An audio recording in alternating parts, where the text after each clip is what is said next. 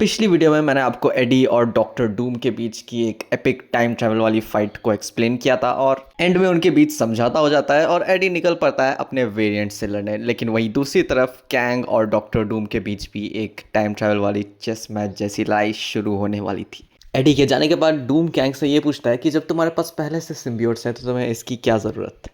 और कैंग उस पर कहता है कि वो इसलिए क्योंकि ये वाला बाकियों से अलग है और इसका एक काफ़ी ज़रूरी रोल है।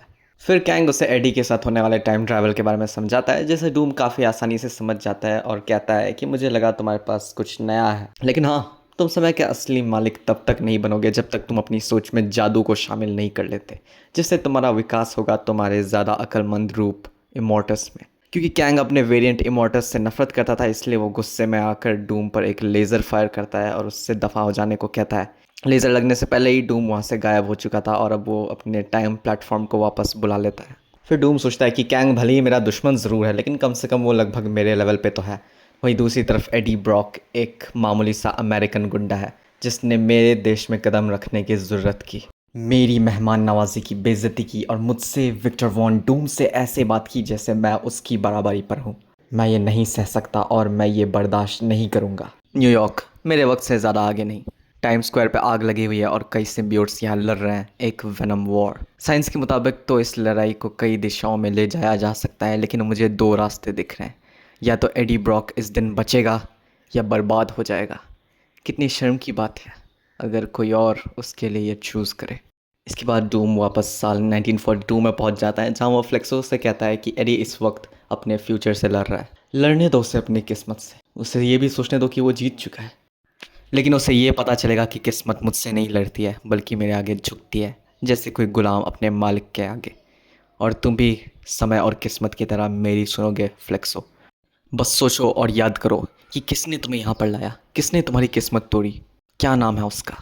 Eddie Brock, king in black. जब समय सही होगा तो तुम उससे मेरा बदला लोगे और उसका खुद का बेटा तुम्हारा हथियार होगा। डूम के कहने पर सालों बाद फ्लेक्सो एडी पर हमला कर देता है और उस वक्त के रेड गॉब्लिन नॉर्मी ऑसबॉर्न को अपने मन में कैंग की आवाज़ सुनाई देती है, जो कहता है इतिहास ने तुम्हें कुछ खास याद नहीं रखा है और मैं ही इतिहास हूँ। मैं हूँ कैंग।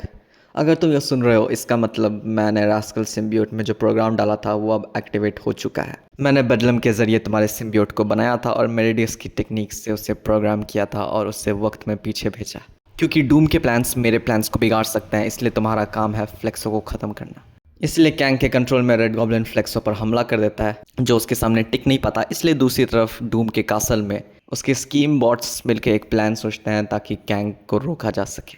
वो आपस में बहस करते हैं ताकि वो एक बेस्ट प्लान बना सके और कमज़ोर प्लान्स वालों को ख़त्म कर देते हैं। आखिर में वो खुद डूम के पास जाके कहते हैं कि ओवॉइड्स की टेक्निक से फ्लेक्सो को वेपनाइज करना पड़ेगा और भी हिप्नोसिस के साथ, और डूम इस प्लान से सहमत होता है। लेकिन वहीं दूसरी तरफ कैंग अपने आप को 1 घंटे के टाइम लूप में बंद करके इसके खिलाफ एक प्लान सोचता है। इसके बाद वो वक्त में पीछे जाकर फैंटास्टिक फोर को डूम के प्लान के बारे में बताता है ताकि वो उसे रोक सके।